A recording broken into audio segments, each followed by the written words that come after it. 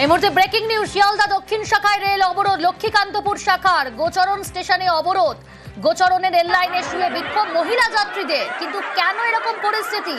মথুরাপুরেও অবরোধ যাত্রীদের,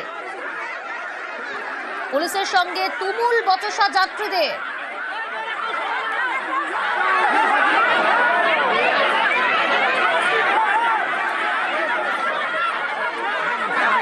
শিয়ালদা দক্ষিণ শাখায় রেল অবরোধ, লক্ষ্মীকান্তপুর শাখার গোচরণ স্টেশনে অবরোধ।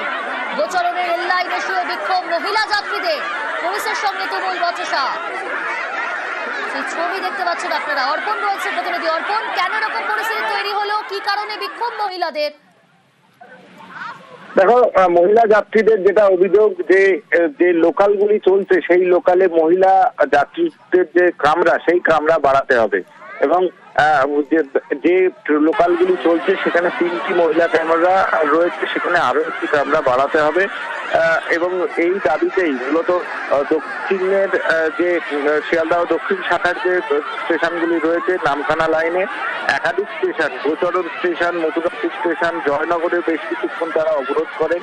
বিশেষ করে মহিলা যাত্রীরা তারা ট্র্যাকের মধ্যে দাঁড়িয়ে অনেকে রেল লাইনের প্রতি শুয়ে পড়ে তারা অবরোধ করেন। তুমি জানবে, শিয়ালদহ দক্ষিণ শাখার সব থেকে ভিড় যেটা হয় সেটা এই লক্ষ্মীকান্তপুর লোকালে, এবং লক্ষ্মীকান্তপুর থেকে যারা কলকাতার উদ্দেশ্যে কাজে যান তাদের জন্য কিন্তু এই ট্রেন একমাত্র।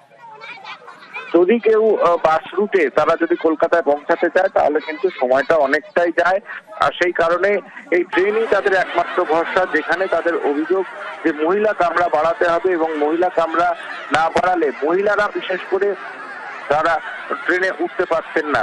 এর আগেও দেখা গিয়েছে গত মাসে তারা অবরোধ করেছিলেন। কি উঠেছে অর্পণ, নাকি এখনো বিক্ষোভ অবস্থান চলছে?